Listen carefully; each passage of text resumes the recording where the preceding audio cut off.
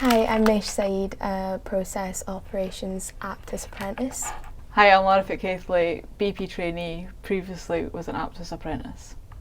What inspired you to sign up to the APTUS programme? I was inspired to sign up to the APTUS programme because I enjoyed working hands-on, and it was those sort of skills that I knew I wanted to pursue a job in.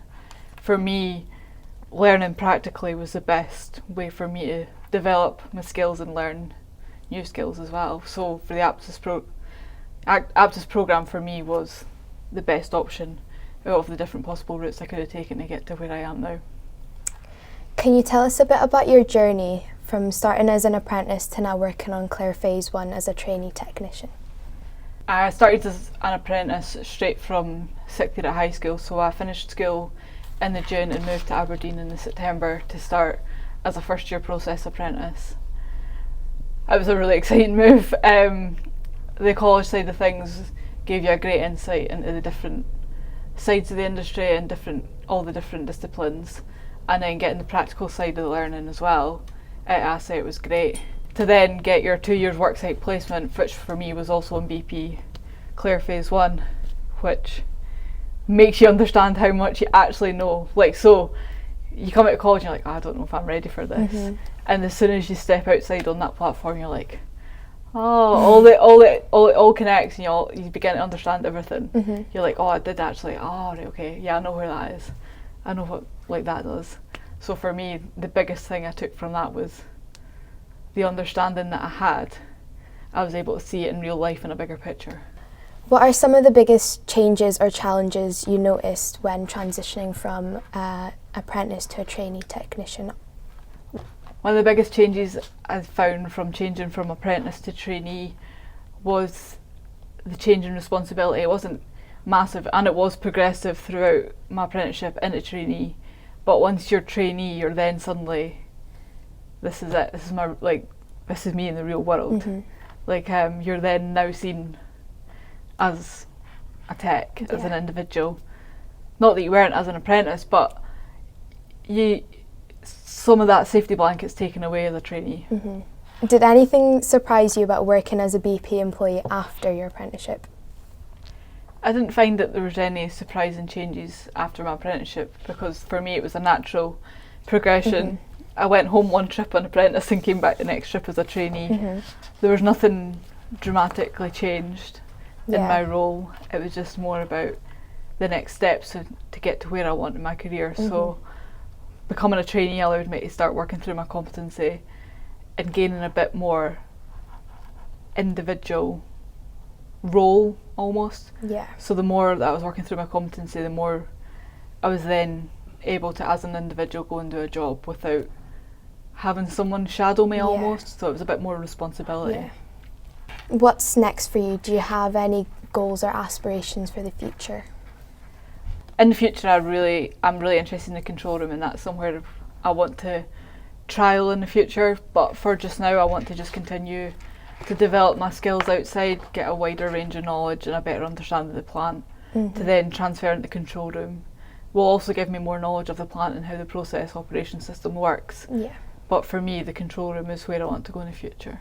What were the most valuable skills or lessons you've learnt during your apprenticeship?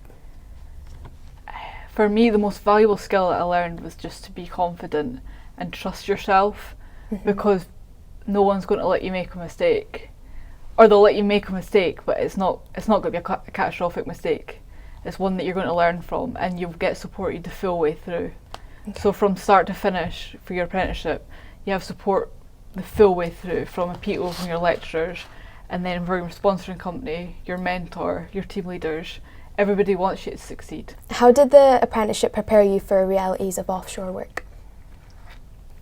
My apprenticeship prepared me for the realities of offshore work because I had to move away from home to go to college. So I was... Was that quite difficult? It was and it wasn't.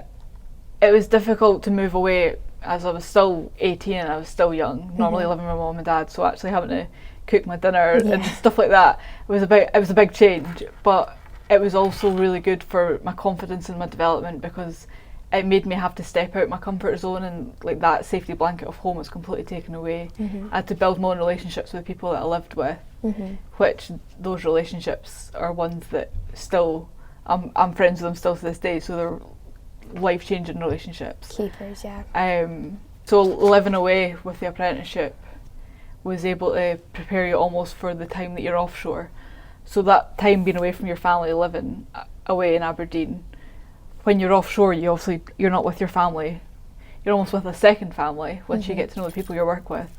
But that prepared you for the time away from your loved ones and almost let you dip your toe in slightly, because at the end of the day, you're only in Aberdeen, you could still go home at the weekends and see them, whereas when you're at work, that's you for the 3 weeks you're there. What part of the apprenticeship do you think gave you the biggest head start in your current role?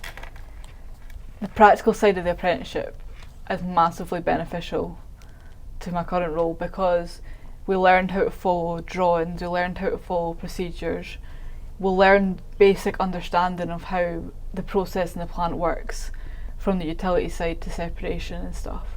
So from that, I was able to put this knowledge that we got from the small platform at the college to put it into a real perspective when I went offshore. Having that small base made the learning the offshore process that much easier, because you already had a rough understanding of where things went and came from. Yeah. Why do you think apprenticeships are a great way to start a career in energy? I think apprenticeships are a great way because it allows you to have a taste of the industry before you go fully into the job. You get your practical hands-on learning, you get your college side of learning, so you're able to have a taster of the industry before going to the real thing, going out and on a massive scale. Yeah. So for me, the apprenticeship was almost a chance to see that that's what I actually wanted to do, and that's what I enjoyed.